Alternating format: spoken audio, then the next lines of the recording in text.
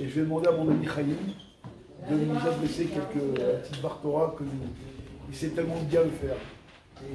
Non. Il ne lit pas donc Rav Mahmoud Ben Eliaou. Il y a une Nishmat, Rabbi Mahlouk Ben Eliaou. Un petit mot. Merci beaucoup que vous êtes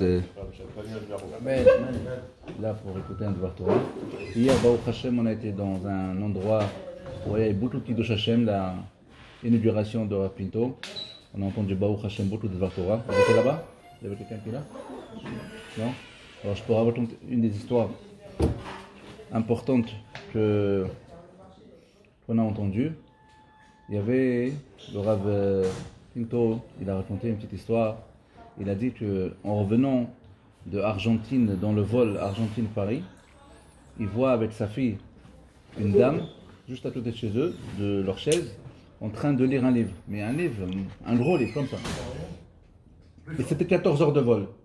Et chaque 2-3 heures, Rav Pinto, il voit qu'elle a fini déjà un quart de livre, après un demi-livre. Et après, le matin, comme ça, dès qu'ils arrivent à Paris, il a vu qu'il a fini tout le livre. Et voilà, la dame, elle se lève, elle part, c'était devant eux.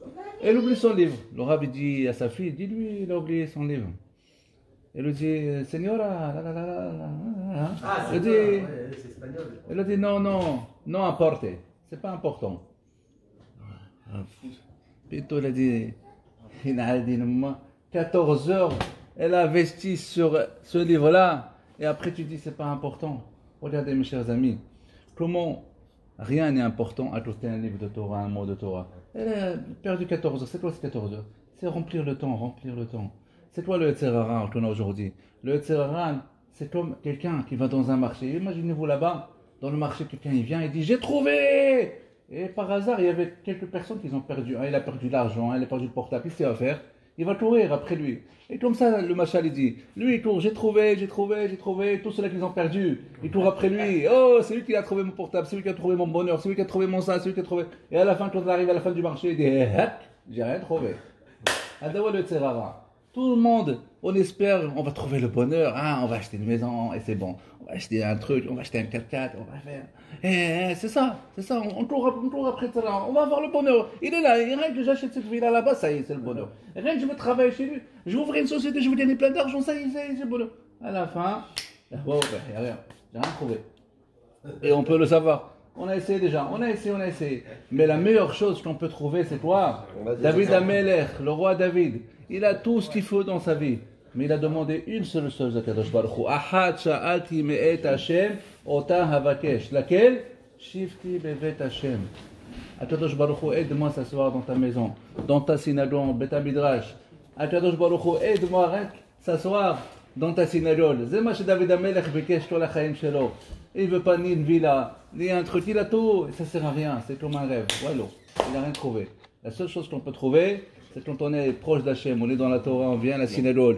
Et comme il dit la Mishnah de Pirkei Avot, Havez zahir b'mitzvah kalla kebahamua, she'enata yodea matan scharan shemitzvot. Il faut faire attention à chaque mitzvah, petite ou grande, parce qu'on ne connaît pas la valeur de la mitzvah. Est-ce que quelqu'un peut savoir qui est-ce qui est plus grand? Faire une bracha ou la liachfilim? On ne peut pas savoir. C'est Hachem qui sait la valeur de la mitzvah. Et c'est marqué après dans la Mishnah, la même Mishnah,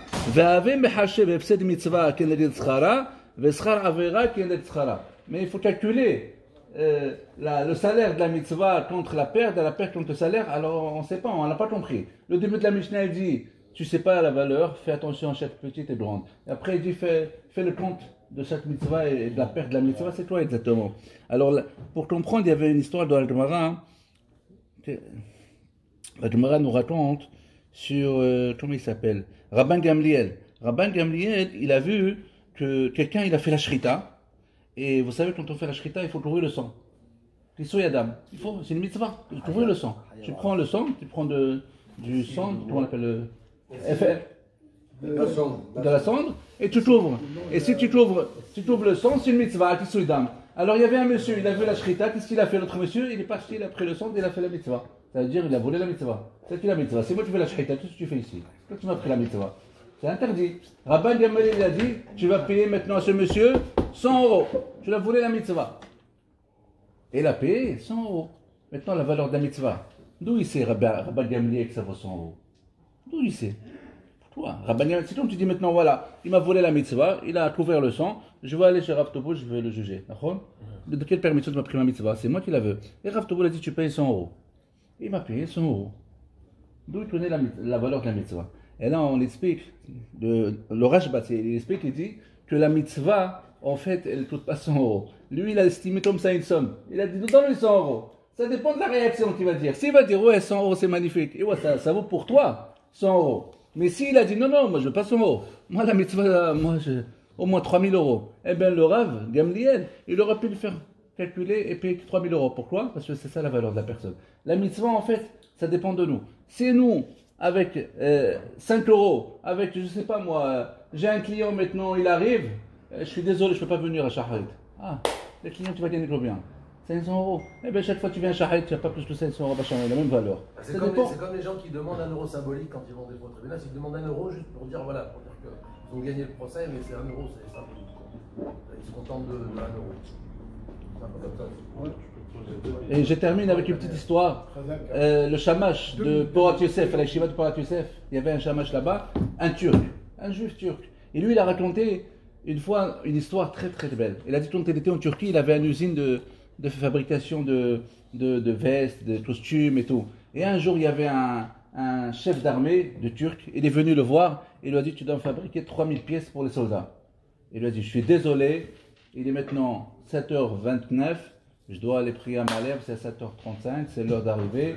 Moi, je ne peux pas. Reviens dans une demi-heure, j'ai fini. Il lui a dit, moi, j'ai pas le temps, moi, je suis chef d'armée, moi, si tu viens pas, je vais chez l'autre. Je suis désolé. On voit, il a fermé le magasin. Il a perdu une grande somme. Quand il est revenu après Minha, le voisin dit alors, il est venu chez moi, j'ai fait une affaire en or, tas de bénéfice, 30 000 euros. Voilà. Alors c'est le moins difficile. Kadosh Baruch Hu, il lâche pas la personne. C'est lui qui fait une mitzvah pour Hachem, il regarde. Ce monsieur-là, il a fait la fabrication, il est venu les chercher, il s'est trompé entièrement. La taille qu'il a fait, il s'est trompé, il s'est énervé, il a tout lâché, il est revenu chez l'autre à la fin. Sur le chômage de Porat Yosef, il a payé le double prix. Il n'a pas demandé le même prix, il a doublé le prix. On regarde le salaire de la mitzvah. Et il y a beaucoup des histoires et des histoires pour savoir qu'on ne perd rien, mes chers amis. On a un client, on lui dit désolé, je ne peux pas. N'aie pas peur. Hachem va te donner le trop, il a dit. Pourquoi? Parce qu'on est mehachev sera mitzvah qui sera. On est mehachev la valeur de la mitzvah contre la perte qu'on va perdre. Qu'est-ce qu'on va gagner? On va rien gagner. Kadosh Baruch Hu, il est là, il surveille. Il te donnera son salaire fois 10 et fois des millions. On ne perd jamais rien, parce que ce qui vous est destiné à vous, Hachem, il l'a réservé pour vous, Hazak.